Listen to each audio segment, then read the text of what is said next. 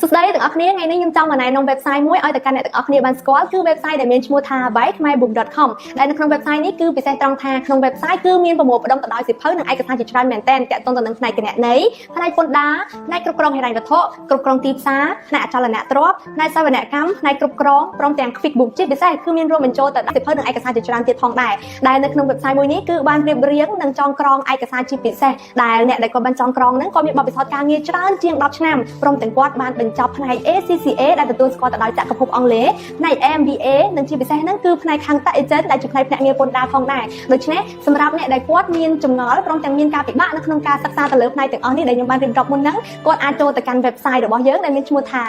khmerbook.com ដើម្បីធ្វើការជាសៀវភៅនិងឯកសារផងដែរដែលឯកសារដែលបានចងក្រងឡើងនៅក្នុង website គឺពិសេសមែនទែនដែលគាត់បានចងក្រងគឺគាត់ចងក្រងបែបងាយស្រួលយល់ងាយស្រួលចំណាំអត់មានការឈឺក្បាលពិបាកអញ្ចឹងអ្នកដែលគាត់ជាឯកសារនិងសៀវភៅយកទៅមើលនិងយកទៅសិក្សាដោយខ្លួនឯងគាត់គឺមានភាពងាយស្រួលនៅក្នុងការសិក្សាដោយសារអីគឺយើងបានចងក្រងនិងរៀបរៀងឲ្យមានភាពងាយស្រួលទៅតាមបរិបទនៅក្នុងសង្គមនៅក្នុងប្រទេសកម្ពុជារបស់យើងផ្ទាល់តែម្ដងដូច្នេះមួយទៀតគឺអ្នកដែលគាត់ជាសៀវភៅនិងឯកសារហើយគាត់នឹងក្លាយជាសមាជិកខាងពួកយើងផ្ទាល់តែម្ដងដូច្នេះរាល់ចម្ងល់ឬក៏បញ្ហាទាក់ទងនឹងការសិក្សាគាត់អាចធ្វើការទំនាក់ទំនងមកកាន់ខាងក្រុមការងារនឹងធ្វើការឆ្លើយតបនៅបញ្ហានិងចម្ងល់ទាក់ទងទៅនឹងការសិក្សារបស់អ្នកទាំងអស់គ្នាផងដែរដូច្នេះសូមកុំភ្លេចពេលដែលអ្នកទាំងអស់គ្នាចង់រៀនចូលទៅកាន់ website ដែលមានឈ្មោះថា khmerbook.com នេះជា website by Khmerbook សូមបងប្អូនស្វែងរកឯកសារដែលបងប្អូនចង់បាននៅទីនេះ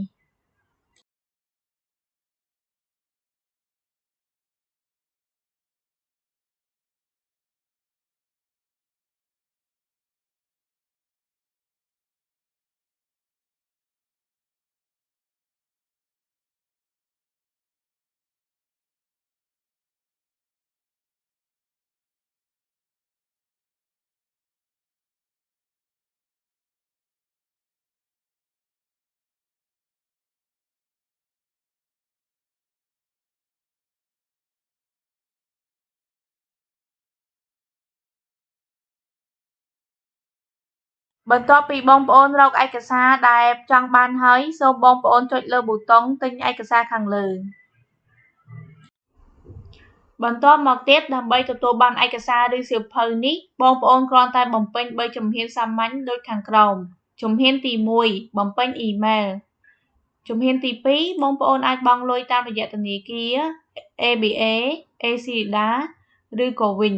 ជំហានទី3ចុងក្រោយគ្រាន់តែចុចលើប៊ូតុងទិញនោះជាការស្រេចហើយក្រុមការងារនឹងផ្ញើឯកសារជូនបងប្អូនសូមអរគុណ